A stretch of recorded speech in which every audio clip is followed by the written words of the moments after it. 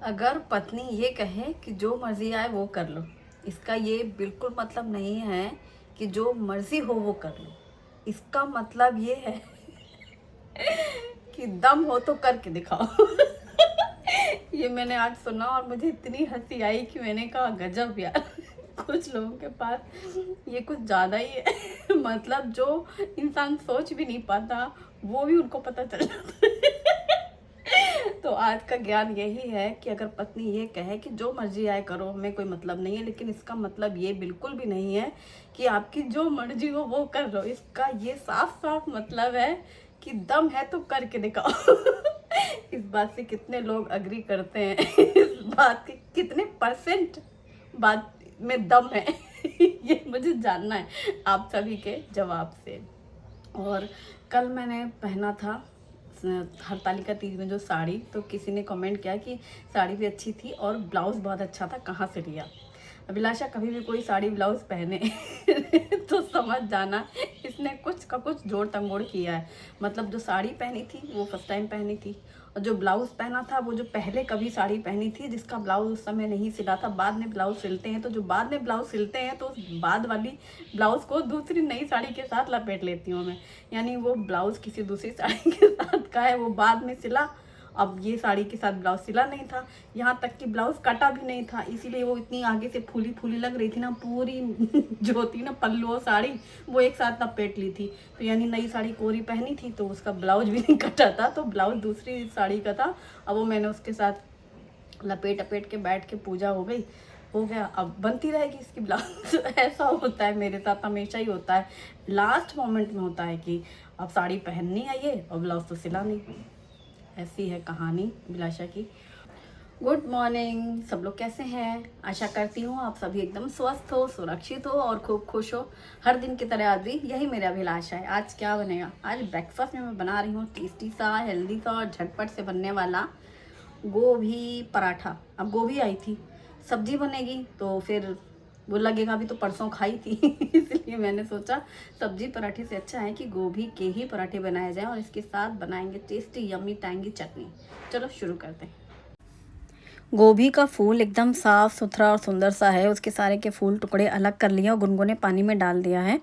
यह है अगारो का मल्टी फंक्शनल ब्लेंडर और चॉपर। तो चॉपर वाला जो इसका एक्सटेंशन है वो लगाया है, ब्लेड लगाई है, और जो गर्म पानी में हमने डाल के रखी थी गोभी के फूल, वो सारे पीसेज इसमें डाल करके इसको एकदम फाइन चॉप कर लेंगे। इलेक्ट्रिक चॉपर से एकदम मिनटों में ही सारे के सारे फूल गोभी चॉप्ड हो गई हैं। ये पराठे आप बच्चों को लंच बॉक्स में भी दे सकते हैं या फिर मेरी तरह घर पर ब्रेकफास्ट के लिए भी बना सकते हैं। अब ये जो गोभी एकदम फाइन चॉप हुई है, इसे हम दूसरे बर्तन में निकाल लेंगे, क्योंकि इसी ब्लेड में, इसी जार में हम यूज़ कर लेंगे। हम प्याज, अदरक और हरी मिर्ची भी डालेंगे, तो उसको भी एकदम फाइन चॉप कर लेंगे। तो इकट्ठा एक ही साथ डाल देंगे। तो यहाँ पर प्याज के मैंने मीडियम साइज़ के पीसेस कट कर लिए हैं, हरी मिर्ची और अदरक भी ले लिए एक टुकड़ा, और इसको भी एकदम फाइन चॉप कर लेंगे। जितनी बारीक होंगी उतनी जल्दी ये मसाला भुन जाएगा, यानी पक जाएगा।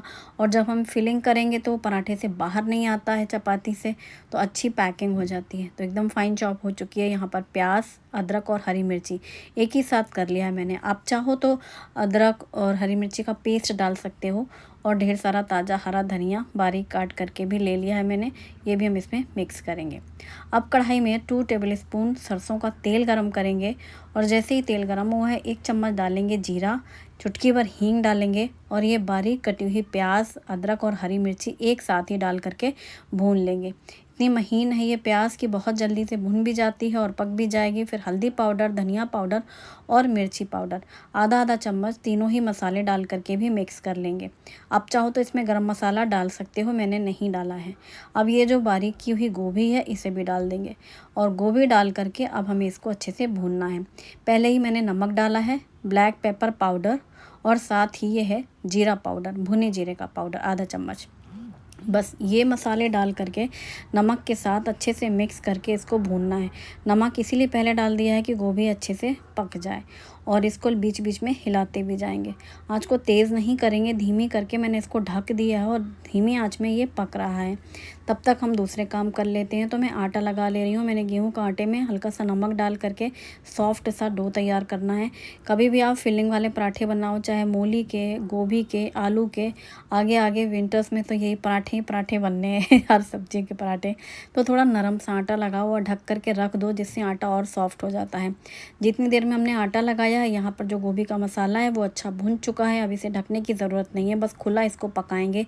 और जब ये पूरा पक गया है, लास्ट में डाला है कटा हुआ धनिया पत्ता और मिक्स कर दिया है। इतनी बारीक गोभी है वो बहुत जल्दी से पक जाती है। और खुला इसको कुछ देर ऐसे तेज़ आंच में रखा और धीमी मतलब इसको बीच बीच में हिलाते गए, मिक्स कर लिया पूरा। और अब इसे हम दूसरे बर्तन में निकाल लेंगे। जिससे क्या होगा, जितना यूज़ होगा इसके हिसाब से हम थोड़ी देर में बात करना है तो ढक के रख सकते हैं। कढ़ाई में ऐसे मसाला वगैरह रखना मुझे पसंद नहीं है। इसे ट्रांसफ़र कर लिया, साइड में रख दिया। अब चलो चटनी बनाते हैं। यहाँ पर मैंने 2 बड़े साइज़ के टमाटर और 4-5 लहसुन की कलियाँ ली हैं। टमाटर को बीच में से पीस कट करके पहले उसका साइड से निकाल देंगे। और एक टमाटर के मैंने यहाँ पर 4 पीसेस किए हैं। आप चाहो तो सिर्फ 2 पीसेस भी कट कर सकते हो, लेकिन 4 पीसेस मैंने इसलिए किए, छिलका तो आसानी से निकलता ही है, मैश करने में ईजी हो जाता है। अब पैन में डालेंगे हम सिर्फ 1 बड़ा चम्मच जितना ऑयल को पूरे पैन में अच्छे से फैला देंगे। अब जो हमने पीसेस किए हैं, 1 के 4 और 2 के 8 पीसेस जो हुए हैं टमाटर के, उनको इस तरीके से पूरे पैन में फैला देंगे। गरम तेल में जैसे ही टमाटर रखेंगे और बीच में हम डाल देंगे लहसुन की कलियाँ। और ये लहसुन की कलियाँ भी तेल में फ्राई हो जाएंगी। ढक देंगे, आंच को धीमी कर देंगे। तो जब भाप निकलेगी ना और नीचे से तेल में वो गर्म हो रहे हैं टमाटर, तो सोंधापन बहुत अच्छा आता है तेल में जब पकते हैं टमाटर। और ढकने से भाप में स्किन बहुत आसानी से रिमूव हो जाती है। जब इसकी स्किन निकल जाए, टमाटर का छिलका आसानी से पकड़ में आ जाए, तब आप गैस बंद कर सकते हैं। मैंने बारीक काट के रख ली है प्याज भी और हरी मिर्ची। जितनी देर में प्याज काटी थी, यहाँ टमाटर भी हमारे भुन चुके थे, छिलका निकाल लिया। अब क्या करो, मैशर से उसको मैश कर लो। पोटैटो मैशर ले लो या फिर जैसे जिससे पराठे सेकते हैं उससे ले लो, किसी भी चीज़ से आप इसको ऐसे प्रेस कर लो, क्योंकि गर्म है तो अच्छे से मैश हो गया। नमक स्वाद के अनुसार, मिर्ची पाउडर, बारीक कटी हुई हरी मिर्ची और बारीक कटी हुई प्याज। इसी के साथ डालेंगे 1 चम्मच लेमन जूस और थोड़ा ताज़ा कटा हुआ हरा धनिया, और इन सभी को मिक्स कर लेना है। विंटर्स में आप भथुए के पराठे, मेथी के पराठे और मूली के पराठे, गोभी के पराठे, आलू के पराठे, ये चटनी आप हर पराठों के साथ बना सकते हैं। ये बहुत इंस्टेंट बनती है, बहुत टेस्टी लगती है। क्योंकि स्टफिंग पराठे जो होते हैं, स्टफ्ड पराठे, उसमें अब चटनी चाहिए, तीखी चटपटी थोड़ी खट्टी सी। तो बस ये चटनी बहुत टेस्टी लगती है। हाँ, बच्चे नहीं खाते प्याज की वजह से, तो उन्हें आप केचप दे सकते हैं। आज हम जो पराठा बनाएंगे जिसकी फिलिंग बिल्कुल भी बाहर नहीं आएगी, तो एक बड़ी सी चपाती बेल लो, फिर ट्रायंगल शेप में रखो फिलिंग को, और 2 साइड से सामने से और नीचे से एक साइड से पलट करके ट्रायंगल शेप में इसको फोल्ड कर लो। बड़ी चपाती को अंदर पूरी फैला के फिलिंग कर लो। ऊपर से थोड़ा सा हरा धनिया लगाओ और फिर एक बार हल्के हाथों से प्रेस कर लो। जिससे क्या होगा, जो धनिया है वो तो इसमें चिपक ही जाएगा, प्लस वो जो थोड़ा सा डबल हिस्सा लग रहा था वो पूरा अच्छे से एक जैसा बेल जाएगा। अब गरम तवे पे इसको फैला दो। ये स्टफिंग करने का बहुत अच्छा तरीका है। आप मूली के पराठे भी इसी तरीके से स्टफ़ कर सकते हैं, बिल्कुल भी बाहर नहीं आएगा मसाला, और ज़्यादा सा आप फैला सकते हो। जितना भी ये ट्रायंगल शेप दिख रहा है, इतने में समझ लो गोभी पूरी फैला दी मसाला, और उतने ही 3 हिस्से ऐसे ऐसे हाफ फोल्ड कर दिए। तो ये अंदर मसाला पूरा फैला हुआ सा है, पैक्ड है, बाहर नहीं आता है। फूलते भी हैं अच्छे पराठे और सिकते भी अच्छे हैं। पतला आप बेल सकते हो, खींच लो उसको जैसे चाहो ऐसे, 2-3 बार बेलन मारो ना इधर उधर तो थोड़ा सा फैल जाता है। तो ये बहुत ही बढ़िया लगता है, मतलब ऐसे हैवी से पराठे नहीं लगते और फिलिंग अच्छी हो जाती है। तो ये बहुत ही अच्छी ट्रिक है। मैंने लास्ट टाइम भी बनाया था, तो ये मुझे बहुत पसंद आया था इस तरीके से। तो याद से मैंने वैसे ही फिलिंग की है। सेम मूली के पराठे भी आप ऐसे कर सकते हो। आलू का मैंने पहले ही शेयर किया है कि वो डबल परत वाला ना, डबल मसाला वाला, वो तो बहुत ज़बरदस्त तरीका है। उस तरीके से भी आप गोभी की फिलिंग कर सकते हैं। जैसे एक बार मैंने डबल मसाले वाले आलू के पराठे बनाए थे ना, वैसे भी मतलब इस तरह से करने से क्या होता है, फिलिंग अच्छी भर जाती है ज़्यादा सी, और बाहर भी नहीं आता मसाला। और दोनों ही साइड से पलट करके अच्छे से हल्का सा प्रेस करते हुए करारे से पराठे सेक गए। और ये टमाटर प्याज की तीखी वाली चटपटी चटनी है, और ये है ब्रेकफास्ट आज का। तो आपकी आज की ये रेसिपी ज़रूर ट्राई करना आप।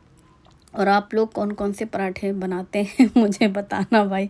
हम चाहे जितना भी रोज़ बनाएं, दिमाग से निकल ही जाती हैं चीज़ें कि अब कल क्या बनाया जाए, और आज बनाने के बाद कल की पहले से शुरू हो जाती है। फ़िलहाल अब ये है, इतना टेस्टी पराठा खाया गया है, सब ने एक एक करके गरम गरम खाएँ, बाकी रखा है।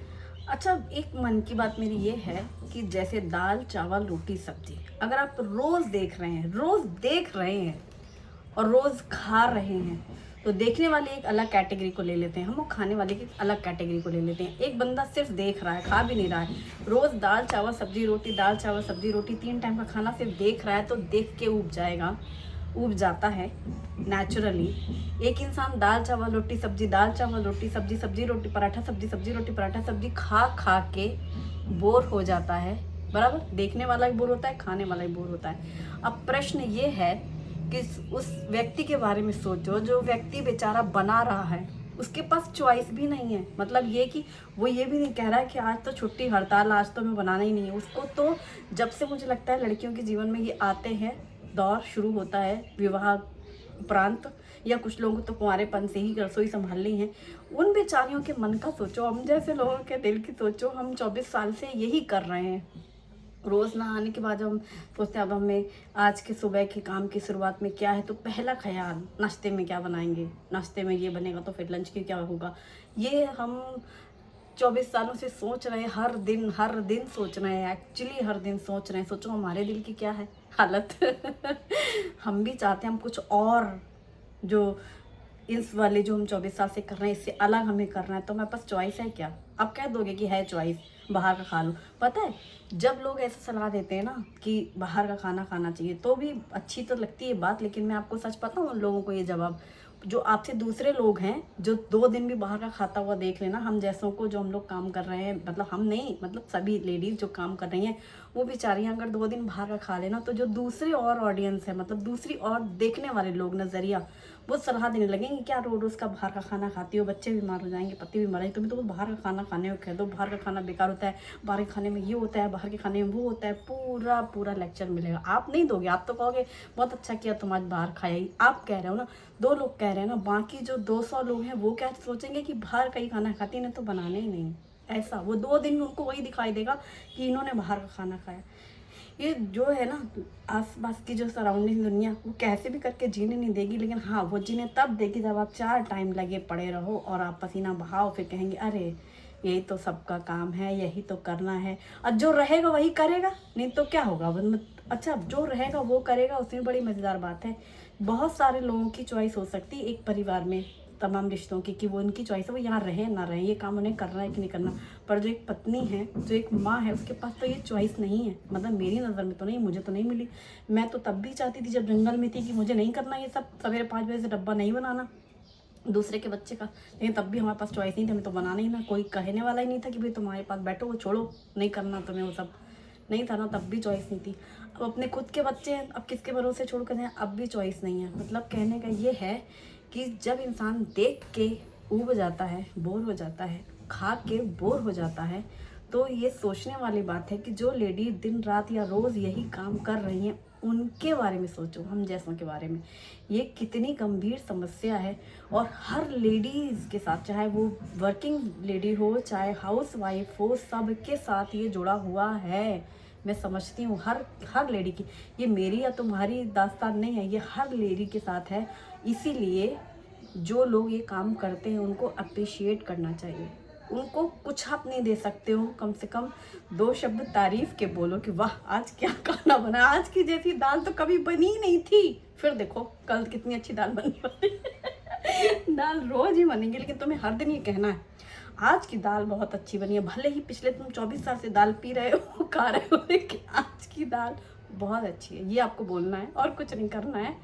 आपको ये कहना है कि आज की सब्जी में जो स्वाद है वो पहली बार लग रहा है, भले आपने वो सब्जी 24 साल से लगातार खाई हो, वही मसाले डले हो, लेकिन वाह आज की सब्जी बहुत अच्छी बनी है। सिर्फ आपको ये कहना है, यहाँ तक कि आपको रोटी में भी कह देना है कि आज की रोटी बड़ी नरम बनी है, बहुत स्वाद बनी है। भले ही रोटी एक जैसी होती है रोज़, लेकिन आपको ज़ुबान से 2 मीठे शब्द बोलने हैं, दो अच्छी वाणी बोलनी है जिससे सामने वाले को थोड़ा मनोबल बढ़े और उसे खुशी मिले कि हाँ अब फिर आज कुछ बनाना है। भले ही वही बनाना है लेकिन रोज़ से थोड़ा अलग है। भले ही दाल रोटी सब्जी चावल सब वही है, सब्जी में भी रिपीटेड सब्जियां हैं, लेकिन आज हम जो बना रहे हैं रसोई वो बहुत ही अच्छी बनने वाली है और बहुत स्वाद बनेगी और सबको बहुत पसंद आएगी। सब लोग बहुत तारीफ करने वाले हैं। ये सोचकर इस खुशी के साथ हम फिर नए दिन की शुरुआत करें। बोलो सही है कि नहीं? तो ये मेरी इस बात से कितने लोग अग्री करते हैं और जितने लोग सुन रहे हैं उन सबको आज से ही कहना है, कोई भी चाय बना के दे रहा है आपको बोलना है चाय बहुत अच्छी बनी। आहा चाय पी के तो मज़ा आ गया, पूरी थकान उतर गई, चाहे भर भर के थकान वापस आ गई हो। लेकिन आपको झूठे बोल बोलने हैं चाय पीते वक्त आपको खाना खाते समय इस पसीने की जो कसम है, ये जो पसीना बह रहा है इस पसीने की कीमत उतारनी है आपको। जो महिला किचन में काम कर रही हैं वो अगर आपको दाल रोटी भी दे रही हैं तो आपको ऐसे सुकून से खाना है कि जीवन का सबसे सुंदर पल यही है सबसे सुंदर पल और सबसे मतलब पौष्टिक भोजन है ये दाल रोटी। इसीलिए देखो हमारे बुजुर्ग कह के गए हैं कि दाल रोटी खाओ प्रभु के गुण गाओ, कोई मीन में मत निकालो, थाली जो परोस के मिले उसे ऐसे आहा करके तुम्हें लो और खाओ।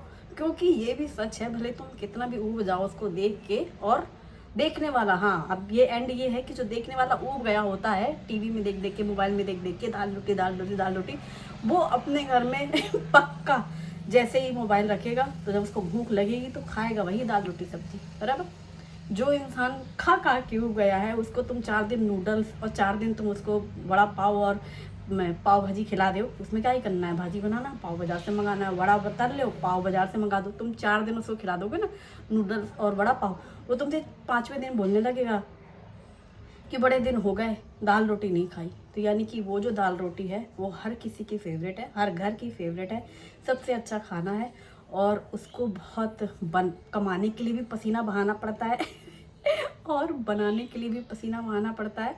इसलिए उसकी वैल्यू समझो, दिल से उसको एक्सेप्ट करो, स्वीकार करो, तारीफ़ करो, तारीफ़ कर करके खाओ, दूसरों को भी यही सिखाओ। तो आज का ये वीडियो पसंद आए तो वीडियो को लाइक करना है और मेरे चैनल को अगर अभी तक आपने सब्सक्राइब नहीं किया तो सब्सक्राइब भी करना है। और ये वीडियो उन हर व्यक्ति को देना है जो खाने के समय में तारीफ़ नहीं करते हैं, ज़्यादा से ज़्यादा लोगों को पहुँचाना है, क्योंकि लोगों को इसकी वैल्यू समझ में आनी चाहिए।